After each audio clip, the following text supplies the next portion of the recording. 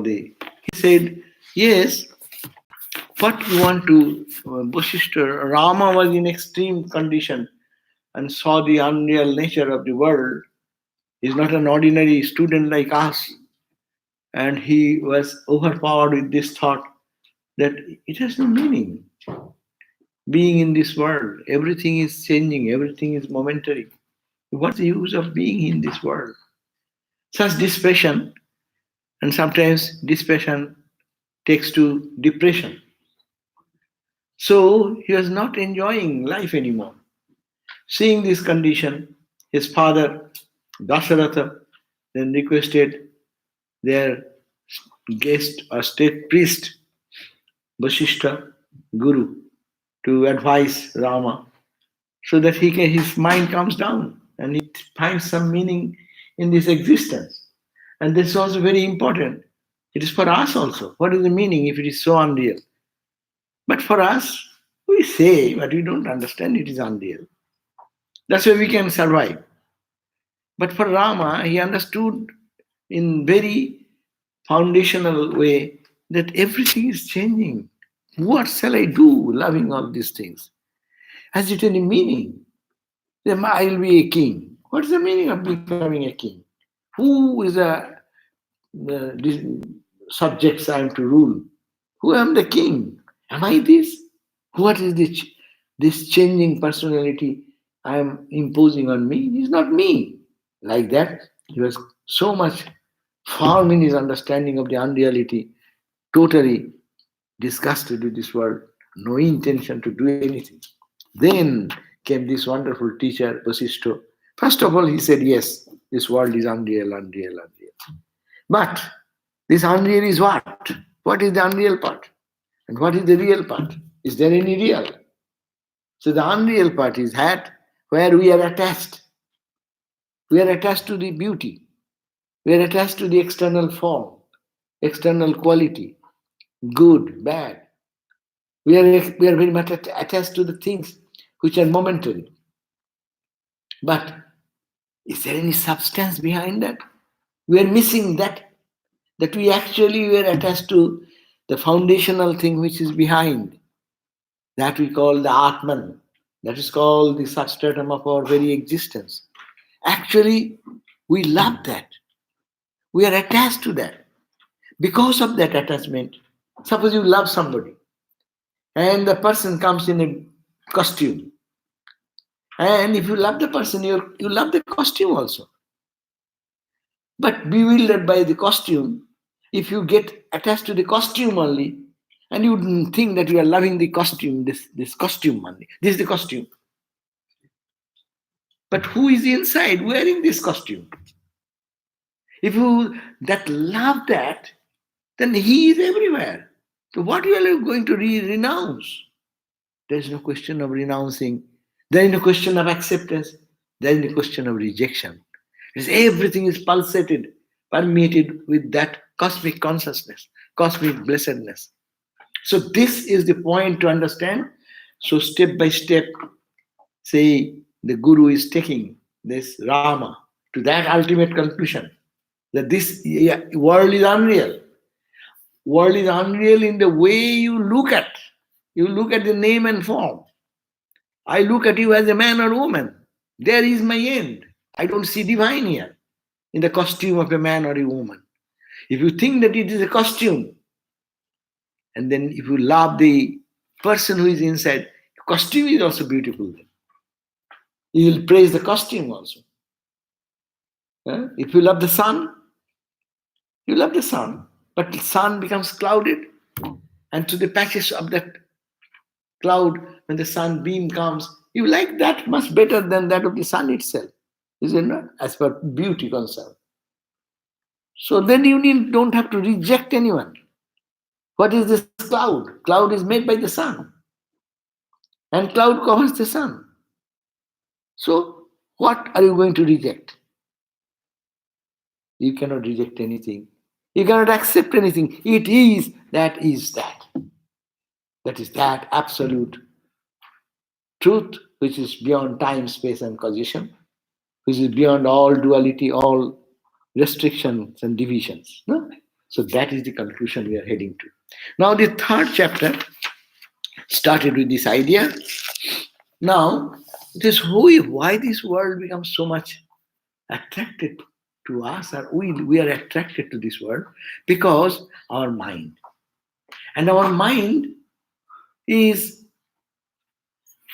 giving us the wrong information. It is interpreting Brahman, the Atman, the Satchidananda, as man, woman, animals, plants, trees, more rocks, mountains, sun, moon. It is giving a wrong interpretation, looking at the same thing. As we look at the different ripples on the ocean, we focus on the ripples, big wave, small wave, and a huge billow or tsunami. But we don't see the sun, that is the foundation which is called the ocean. And there is nothing but the ocean in different form. You cannot reject ocean, you cannot accept ocean. Ocean is ocean.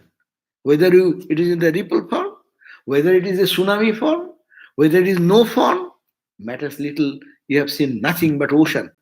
Someone says that you are standing on the beach and you are enjoying the bursting of the waves and lashing of the waves on the shore, and you are enjoying the roaring voice, etc. Are you not seeing ocean and ocean only? So, what to reject them? But first you have to understand ocean is not the ripple only. This is one ripple, that is one ripple. These are not ocean. But ocean is much bigger than. Ocean is the foundation of this ripple. One ripple is standing on what? Ground. Ocean. So ocean is substandard. And ocean has taken a form of this ripple, that ripple, that ripple. So first you put your attention from the ripple to the content, which is H2O, to the content, which is ocean. And when you see the ocean, then the whole world becomes a joy, because it is nothing you are not seeing but only one ocean, ocean of Satchidananda. But we are in trouble because we don't see that oneness. Our focus is not on that. Our attention is only on the changeable, trifling appearances. Therefore, and who does that? It is your mind. Mind interprets. Therefore, dissolve the mind. If you can annihilate the mind, what will remain? Ocean will remain only. Suppose you are one wave in the ocean and you are watching infinite number of waves like us. You are also wave and seeing all the waves. Until and unless you experience that they are made of the same element, you are in this troubled world. Someone is arrogant, someone is smiling, someone is laughing, someone is kicking, someone is uh, cutting the throat of others. This reality you see. But if you see that it is a play of the one ocean, how fun! How I am playing in millions of forms and millions of ways. It is a joy then. So that joy is called joy of Brahmajnana, knowledge of the self.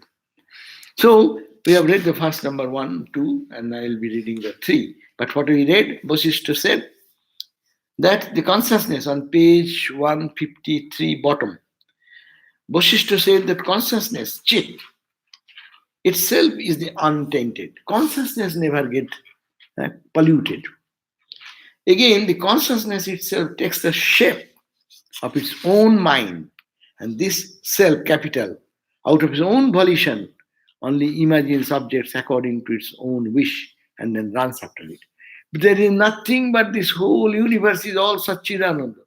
Our mind comes into the picture, and mind creates myself, and mind creates this other visible, like objects. Like think of what you do in your dream. Your mind is the only mind. You create yourself there,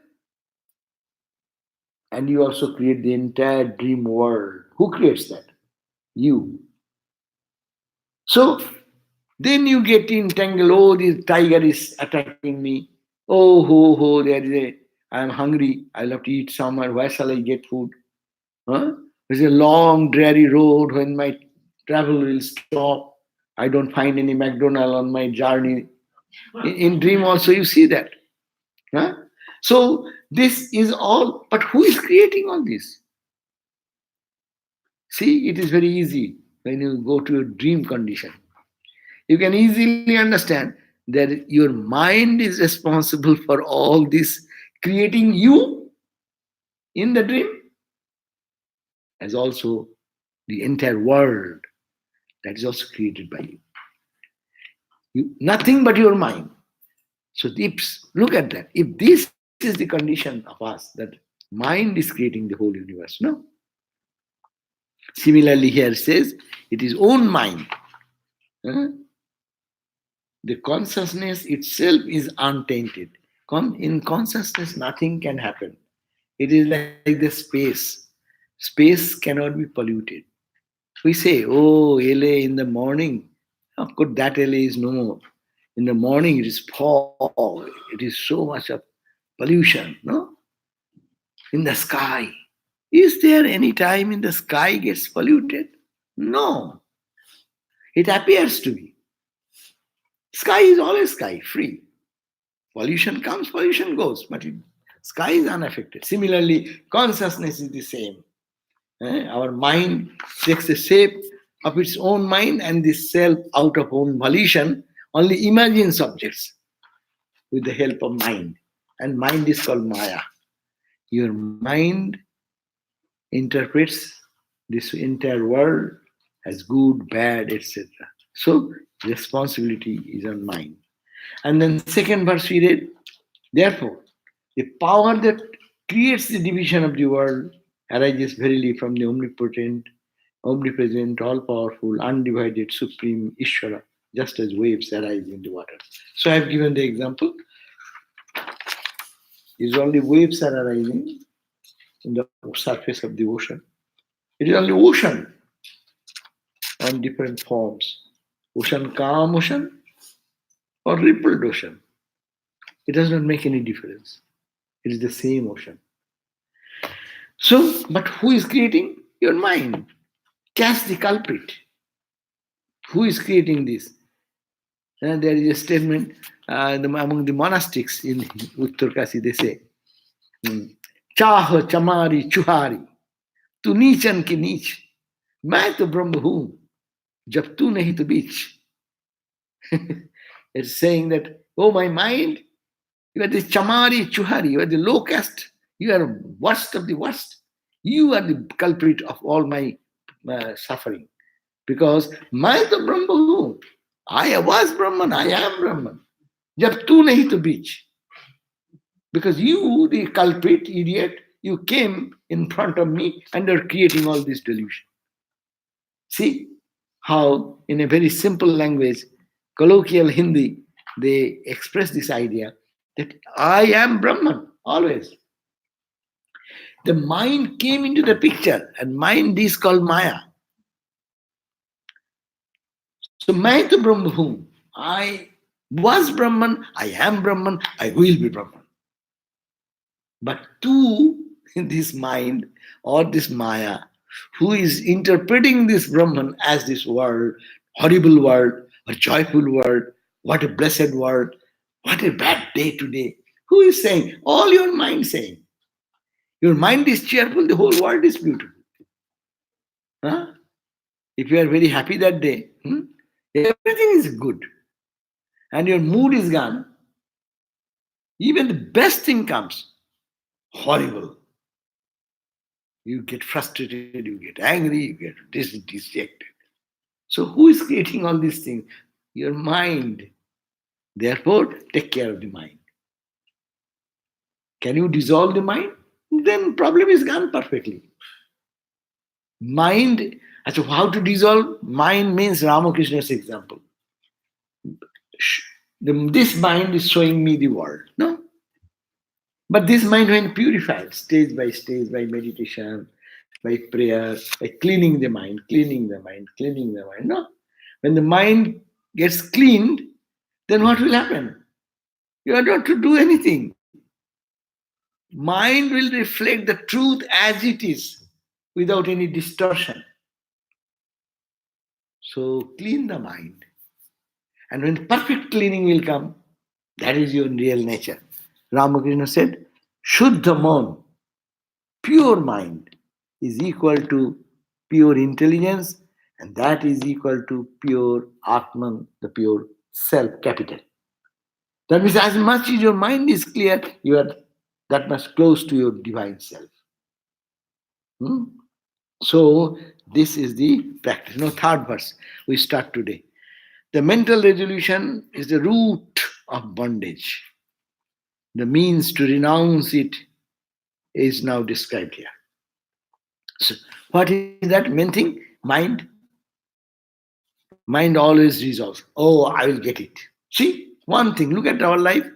I want to go there. Someone is asking me to go to visit a country. See, I was very calm and quiet. As soon as this suggestion came, Swami, will you go to North America, South America, or this place or that place? See, one desire is just how we react, no?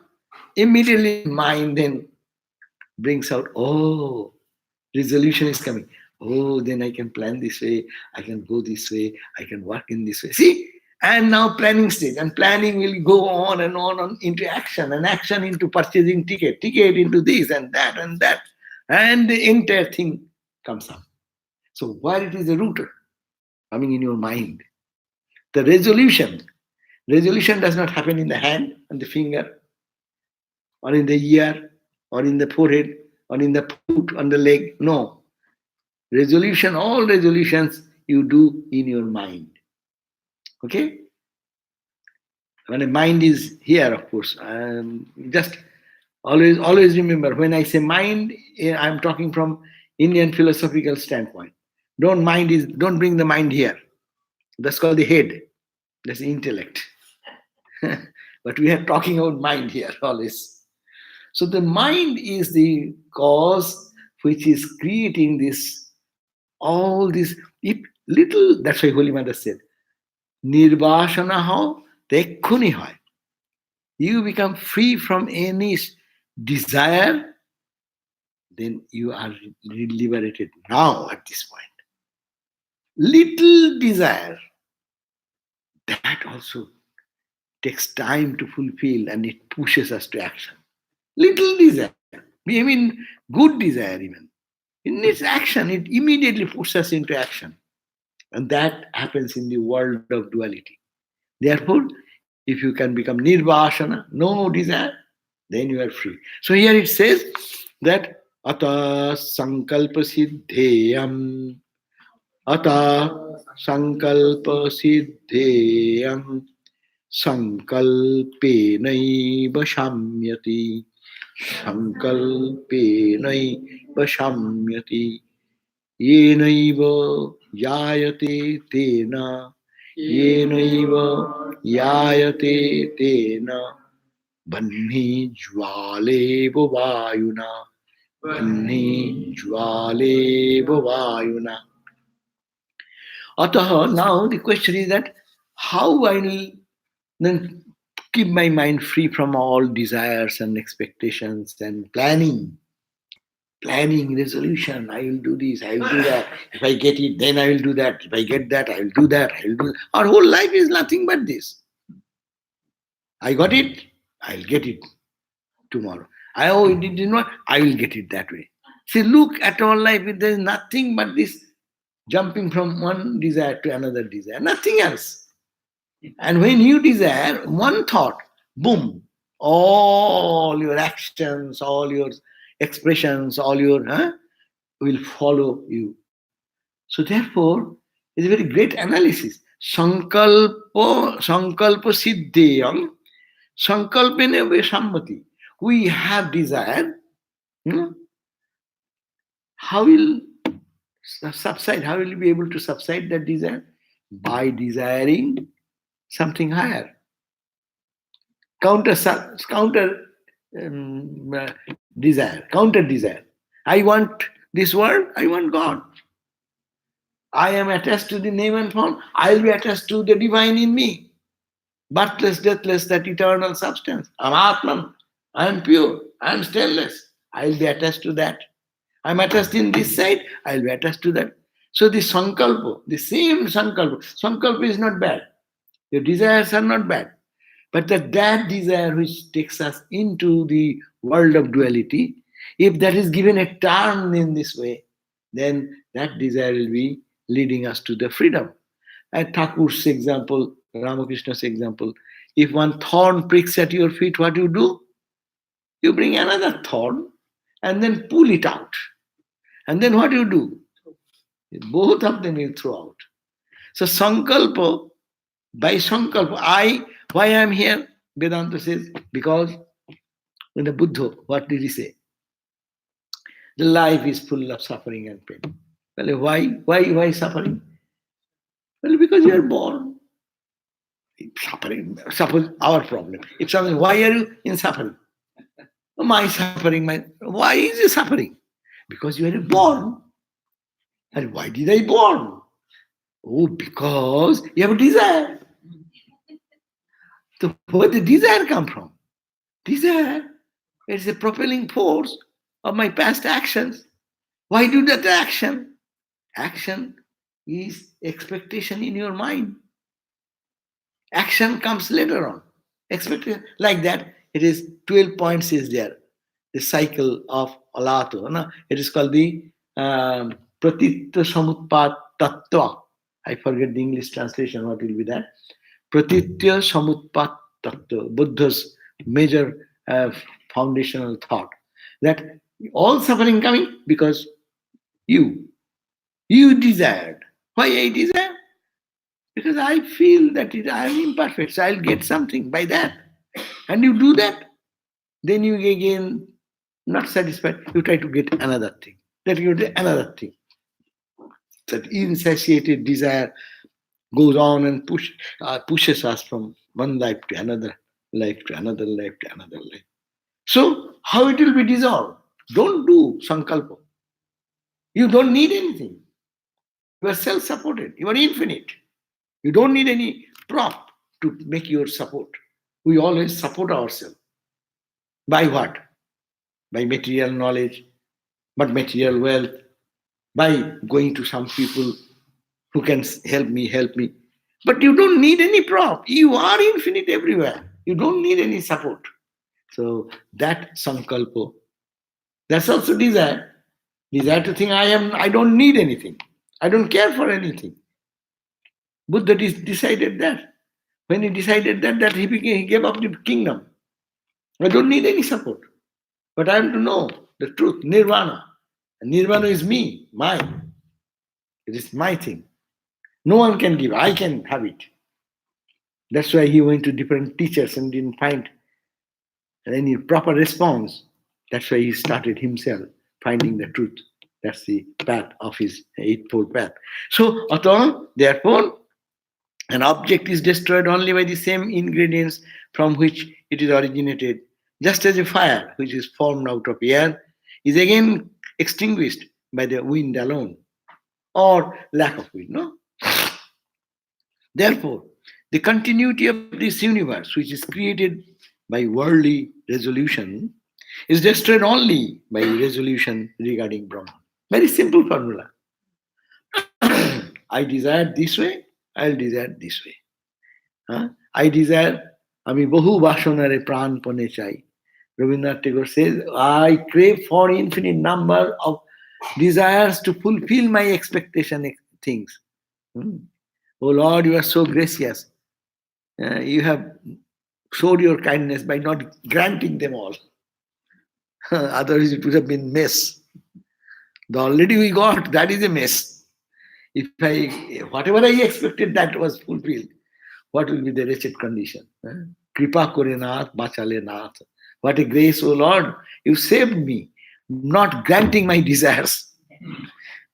But we feel God is very bad. I wanted so much, but God didn't give me. But Tagore says, what a grace, you saved my life. So the Mahidar says, the cause from which an object is originated gets destroyed by that very cause. That means desire created this world, and the desire can take you back. Coming this way, going that way. This is visible in the case of a fiery flame. The fiery flame is generated by the wind, and again it is blown out by the wind. Heavy storm suddenly, we blow out the flame by that same process, which was created by the resolution of the mind, will be destroyed only by the resolution of the mind.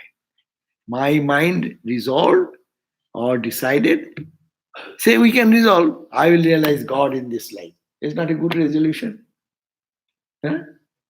But we say, I'll be a good accountant. I'll be, of course, in life survival, you need that. But I'm talking for total freedom.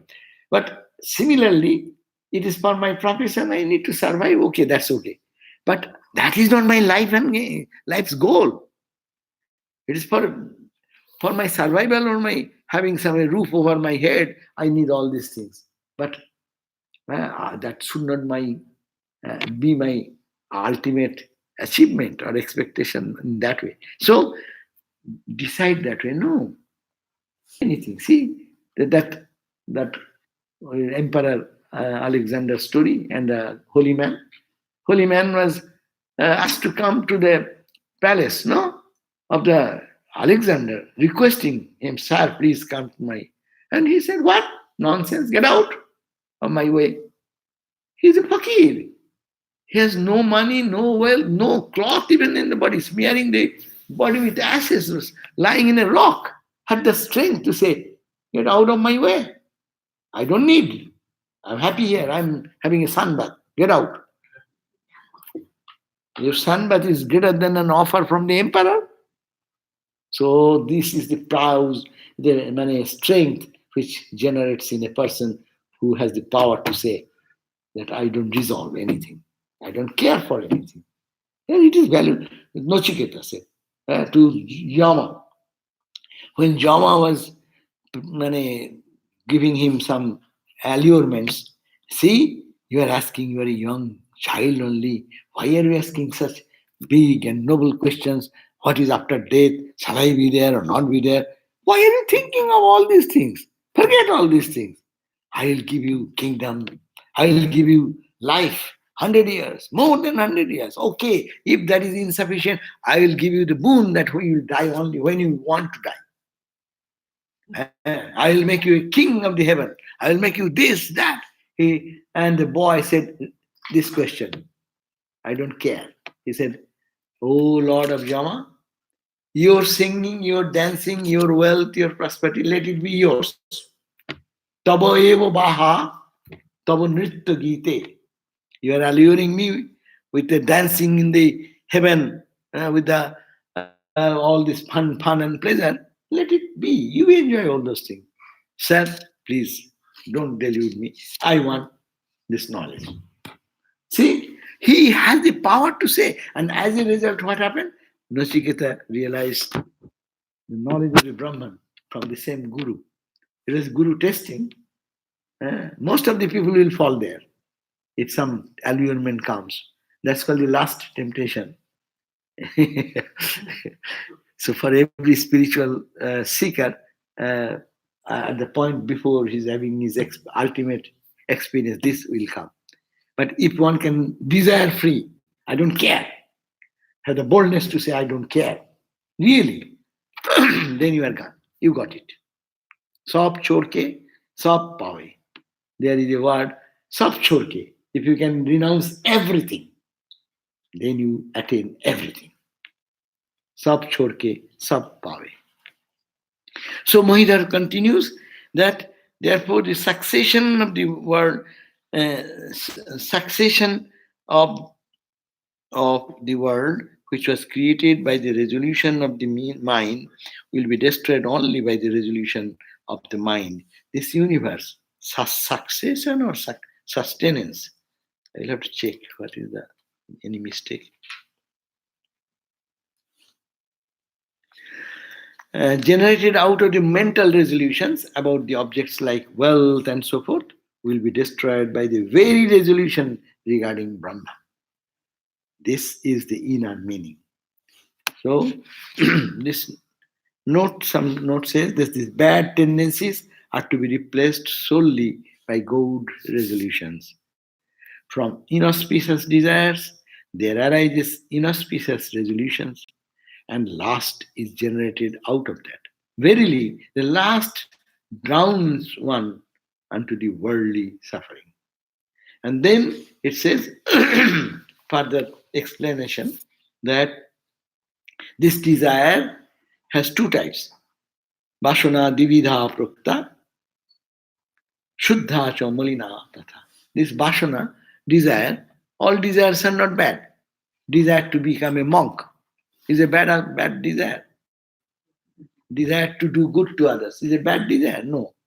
But I'll go and kill uh, and I do God's work by how? By uh, destroying the twin tower. Is a good desire. So desire. So desire, don't blame the desire. All desires are not bad. Only it has this negative direction and positive direction. So that's why be a bashana divida. The desires are of two kinds. Shuddha cha malina cha. One is pure, another is impure. Malina janma hetu. If your desire is dark and negative, that is the cause of your birth and rebirth.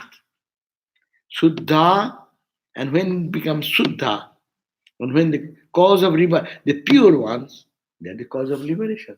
So you see that cause is liberation and bondage, they are only in this two level, Shuddha and Ashuddha. Shuddha is that pure that makes you free. And when it is prompted by some bad tendency, evil thoughts, it is the cause of birth and rebirth and rebirth. So, how much you quote false spiritual scriptures that will give you heaven and give you 72 huris? It will not going to give. It is not rational. You do wrong desire, you can have the consequence in your life. Result will come to you. And if you have a good desire, it will bring its great success as also total freedom. Now, all desires and resolutions and the like become attenuated through the deep search for Brahman. How it will happen? Think of your divine nature. That is the purest thought. Who has stopped you thinking like that? You are day and night thinking, I am a man, I am a woman, oh, this is my problem, this is my problem. Day and night, problem. You become a bundle of problem. And you say, yes, there are problem, physical, mental, but I am beyond that. I am Atman. Give more time on that, and the problem will remain, but its intensity will reduce. Its impact in life will reduce. So it says, आत्मोभाषानुभूतेन न संकल्पयति जदा अमनस्कां तदा याति gajja abhave tadagraham. Beautiful. Mandukko Karika. Page 157, almost at the bottom. The mind makes no more worldly resolution when, with the help of the instruction received from the scripture and the Guru, the mind becomes stabilized firmly on the realization of the identity of Brahman and Atman. Huh? When the identity with my present identity is with the body, when one's identity will be transformed body to the Atman, this identity happens, then how it will happen? Follow the instruction of the scripture, follow the instruction of your Guru, what he has talked about, making a noble resolution, doing like that, then that will help you to get out of this. So, worldly resolutions will be destroyed. How? With the help of the instruction which we receive from the scripture and the Guru. The mind becomes then stabilized firmly on the realization that I am that. I am Aham Brahmasmi. I am pure consciousness. I am pure blessedness. This will not come because mind will not allow us to think this way. Mind will say, wow, fool, look at my condition. How are you saying I am pure, I am Atman? So mind will say, don't believe it. because it is impure mind. But how to make the mind impure to pure? You listen to the authority. The scriptures are authority because the sages have experience. Your guru is giving you. They are the authoritative people. Believe in their word and hammer that I am not the body, but I am the Atman. Huh? And all this, our suffering and pleasure and pain is happening in the body and in the mind, but not in my Atman. I am that. Hammer and hammer and hammer on that. So at that time, the mind becomes mindless. So if you continue, then what will happen? This mind, which is so confusing, which is creating so much confusion, will be a cause of your final liberation. Huh? That's why it is Vedanta sadhana, it is said, Ashupte amrite kalam nayed Vedanta chintaya. You have to think of the Vedanta principle. I am that. I'm not the body, mind, etc. Again and again, every day, till you go to sleep, until you die. Not one day, not 2 days. I have done yesterday. 10 times I have thought I am Atman. And and rest of the 24 hours, I have thought I am the body, I am the emotion. I am all this world and I am crushed down, I am worst, I am this. Huh, where is the proportion? So Upanishad says, you Shankaracharya says that you continue to do that. Vyasdev said in the what you call the Brahma Sutra, Avritti Rasakrit Upadeshat. Avritti, repeat again and again. Avritti Asakrit Upadeshat. The Upadesh, the advice you get from the scripture again and again. Asakrit means not, Sakrit means one. Not once. Continuous, continuous, till you realize it. Hari Maharaj used to say, that you have said so many lifetime, I am body, I am mind. Say, I am Atman, I am pure. Day and night say that. Don't get confused in that. And these are the mane, brightest example before our life that they said that yes, you do it. Bhakti Sutra, we are saying. Uh, Yoga Sutra is saying Abhyasa Yogena. Gita says Abhyasa Yogena. Tam mam ichchaktum dhananjaya. Oh Dhananjaya, you try to get me by what? By this uh, mam aptum, to get me by obhyasa yogin. Obhyas means practice and practice and practice. Continuously tell, I am that, or whatever. Patanjali Yoga, obhyasa vairagya bham nirodha. Huh?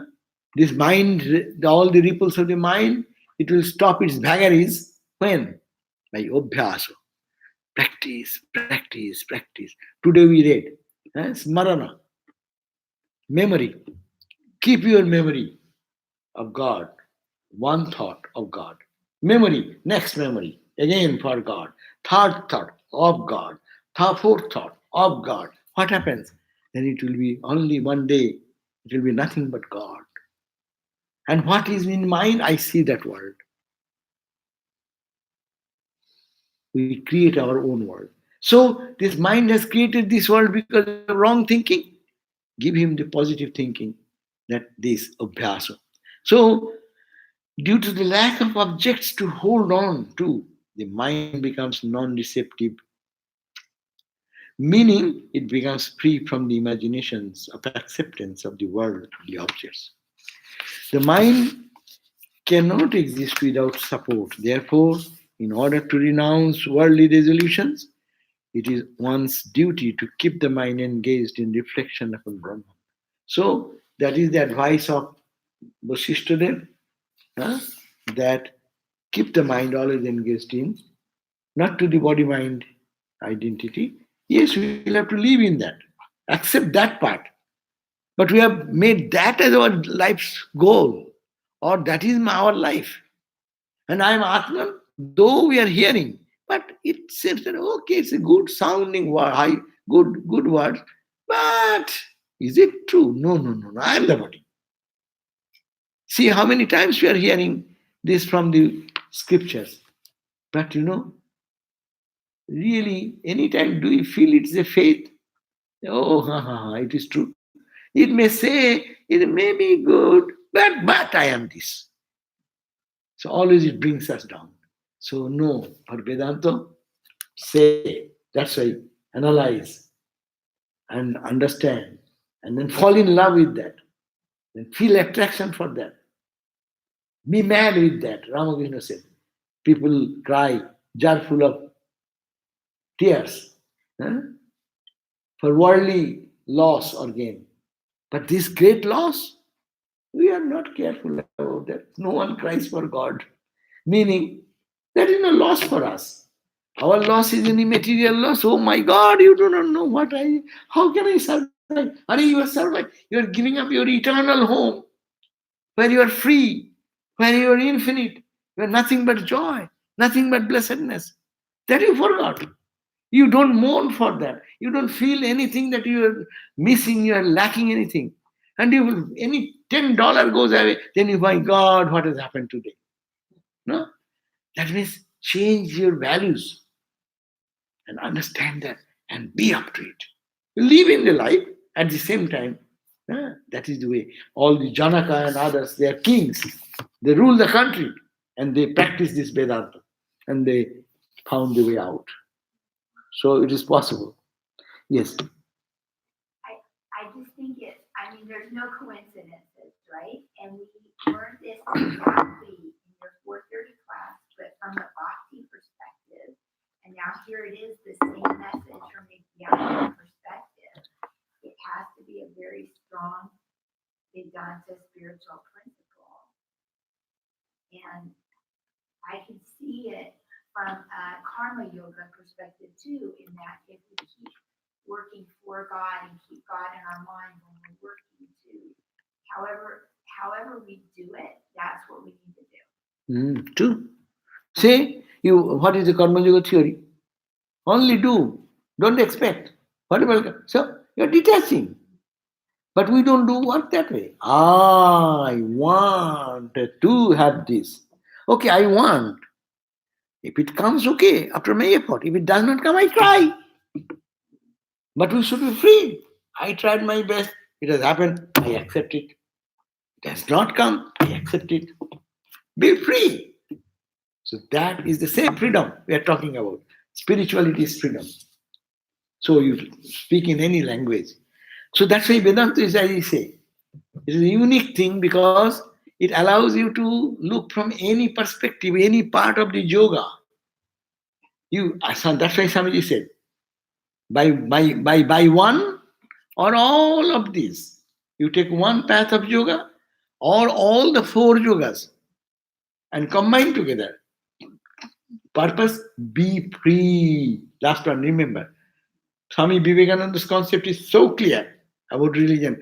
Be free. That is the whole of religion. So are you becoming free by your devotional practice? Are you becoming free by karma yoga? Are you becoming free by your dhyana yoga? Or you are becoming egotistic? I do more japa and dhyana. See, they don't do anything. Huh? I am such a good knower of Vedanta. I can analyze this. They don't know. I am a great devotee. Yeah, I am a great devotee. They don't do. So everywhere ego can come up, mess it up. But it is the giving positive feedback to the mind. Swami, what is the literal translation of the second line from the Mandukya Karika 3.3? Omanaska. O manastvang tada jati. When omana means no, mind is not. Mind is not. See, atma satta anubodhena. When you anubodh means you bodh means experience. Experience in every anu. In every pore of your bodhu realization, when you understand the Atman, and no sankalpayate jada. Because of that, you don't desire anything. Why will you desire? You are billionaire. Will you desire that I'll get to have $5 pretty things, or $10 or $1,000? Oh, this costs $1,000. Shall I get it? You are a billionaire. You don't have to have that. So no sankalpayate jada. when there is no more sankalpa, amanastvam tadajati. We are talking about how the mana will be amana. Mana will be amana. That means no mind. Mind will be no mind. Mind, acha, when is mind? Mind is mind, now define. What is mind? Mind is mind when it vacillates between shall I go, shall I not go? This is mind, duality. Shall I eat or not eat? Shall I make this plan or not plan? So it is always in dualities swinging. When you decide, no, I won't go, I go, that is called the buddhi. This is the ominous bhav, the dwindling attitude. World is real, body is real, or Brahman is real, or that is real. No, it is all gone. Mind does not function as a mind. Omanask, it is state of mind, omana. Mana, omana bhavati. The same language. Omanastvam tadayati. At that point of time, you go to that state which is called omana. No mind. It is a state when there is no mind at all. That means your samadhi state.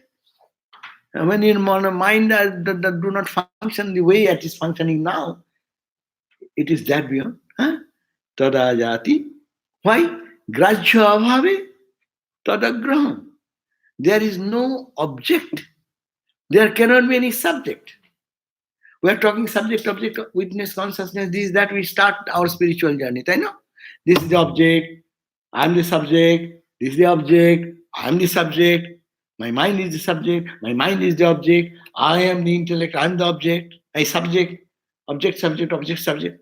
But when you all collapse there is no mind gone, then who will think it is out? This is the object. I am the subject. Subject, object, all vanishes. That's why there Swami Brahmananda said, tell me, where is the demarcation between the what is for the sentient and insentient?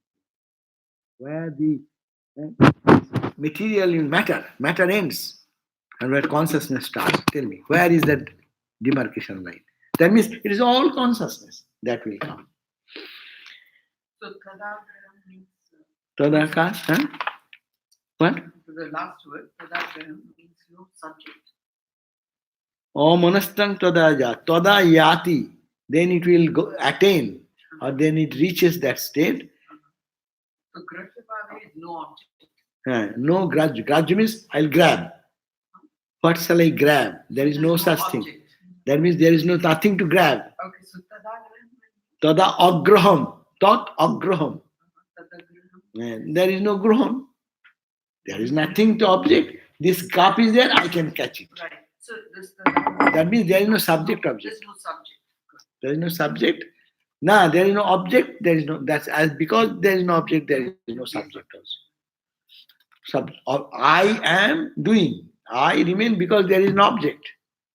If it is no object, while you say I, it is you. It is nothing to say. So subject-object relationship goes there. Okay. Now, fourth verse. Due to lack of discrimination, the mind originates by the power of imagination. Eh? A lack of discrimination, analyze. We cannot analyze. Why we are in suffering condition?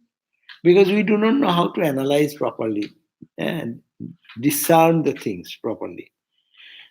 This verse suggests Mano munaiva bhuditam Mano amunaiva abhuditam Manag eva navekshanat Manag eva anavekshanat Swaswa swaswapna maranakaram Swaswapna maranakaram Prekshamanam navidyate Prekshamanam navidyate. Again, Mano amunaiva buditam Mano amunaiva abhyaditam Manag Managaban Managabanavekshanath Managavyanavekshanath Swasapnam Maranakarang swaswapno Maranakarang Prekshamanang Navidyate Prekshamanang Date. So, due to the mental resolution caused by even the slightest lack of analysis discrimination, the mind is imagined like that of one's own death scene in one's dream. Sometimes in your dream, one can see that I am dead. So that it is like that, seeing like that. If it is viewed from the perspective of discrimination, then its existence can no longer be found. When we look at the world in a critical analysis, in a dissection, we call the dissection table.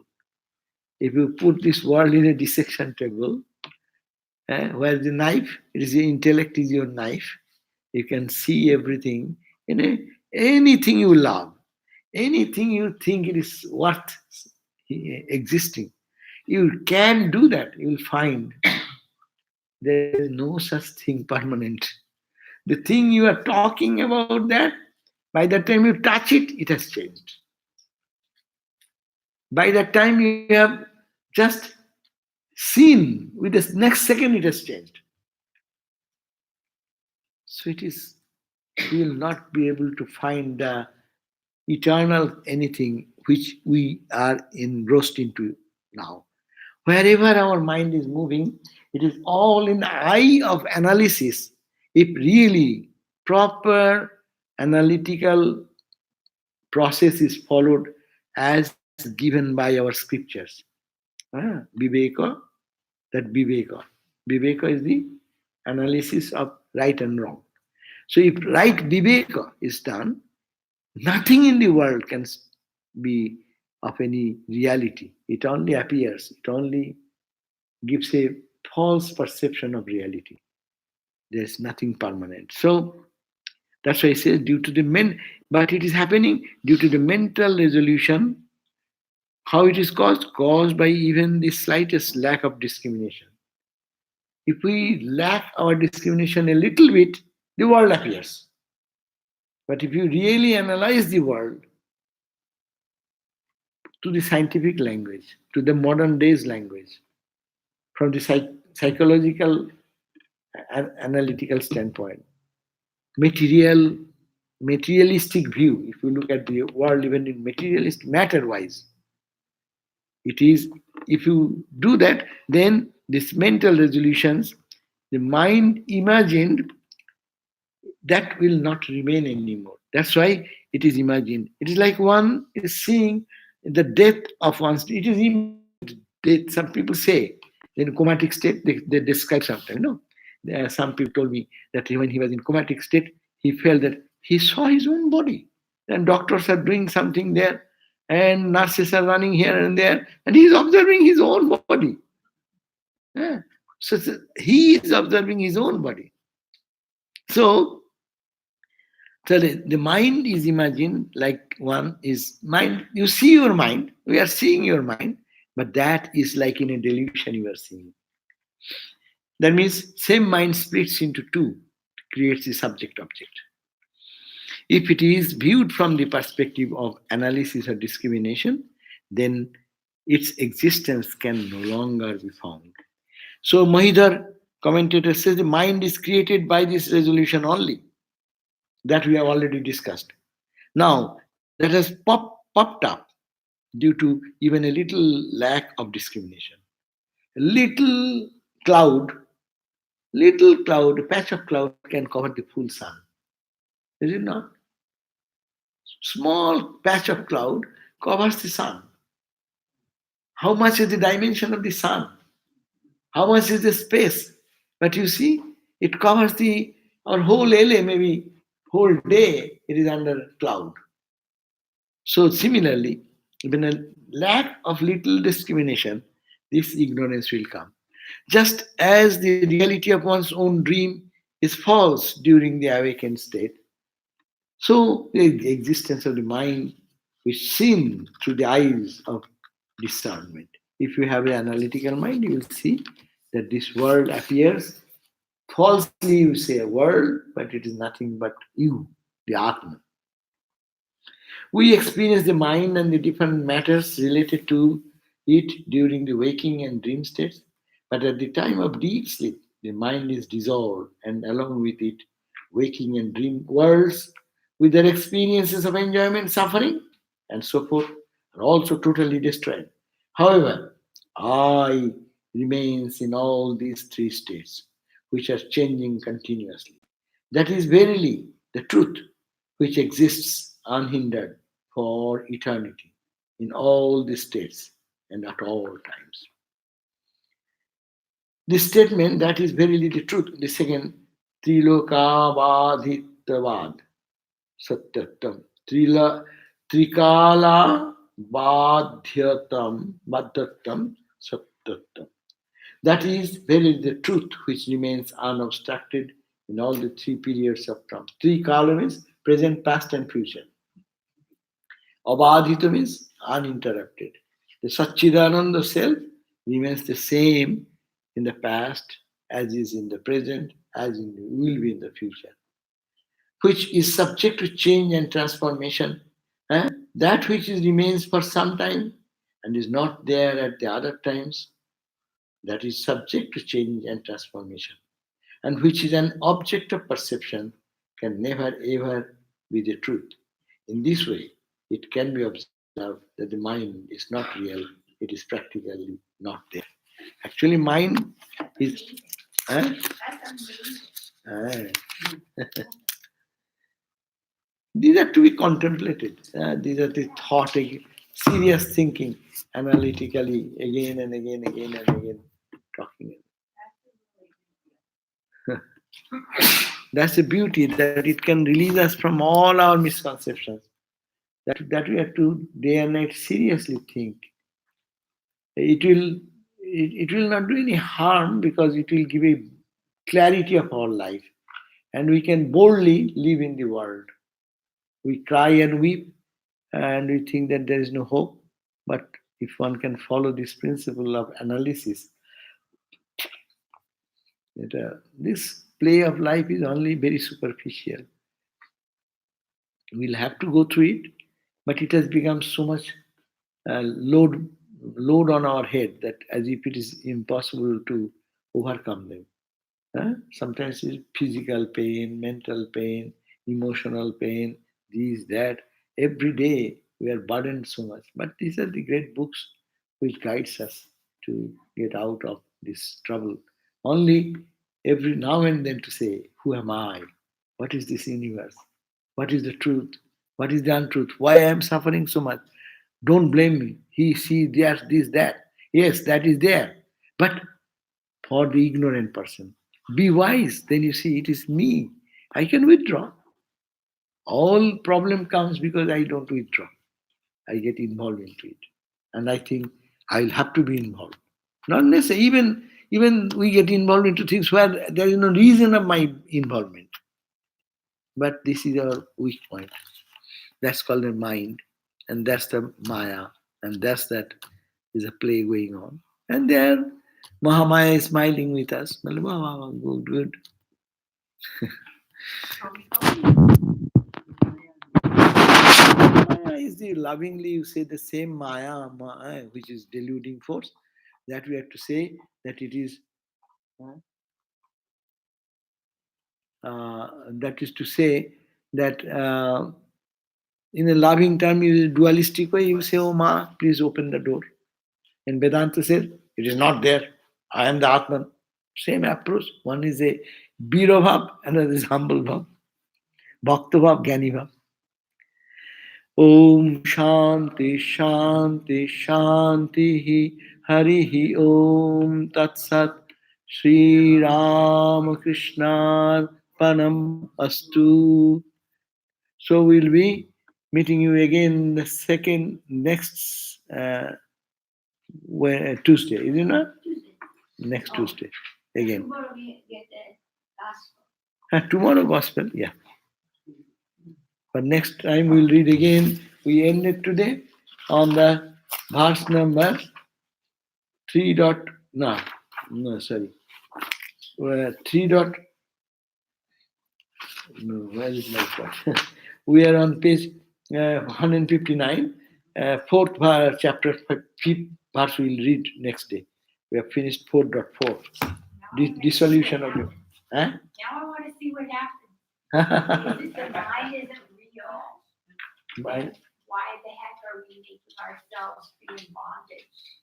our own choice. It just seems like insanity that we do this, you know? Because you don't believe it. Yeah. That because we don't believe. Why? Because we have been trained from our childhood. Teach our ignorance has been imposed upon you. When a baby is innocent baby, he has no other idea. But you say you are a boy, you are a boy, you are a girl, you are a girl. You got the identity of a girl. Suppose the language of the world was different. They used to say, you are a boy, I am a girl. The world would have accepted that language. They're all fictitious, standing on some. You need to tell the children you are Atman, you are That's why Brahman, Swamiji said, you are Brahman. tell the child from birth that you are infinite. You are infinite. You are only in the bodily, you are this, you are infinite. He said, if I have a child, I would have taught him in the cradle that Tattvamasi, thou art that, thou art that. That was Swamiji's teaching for the whole world. So that to give bold, he said, bold message, bolder statements are necessary. Because this has become ingrained so much deep into our psyche. To pull out, it takes longer time. Jai Ma, thank you.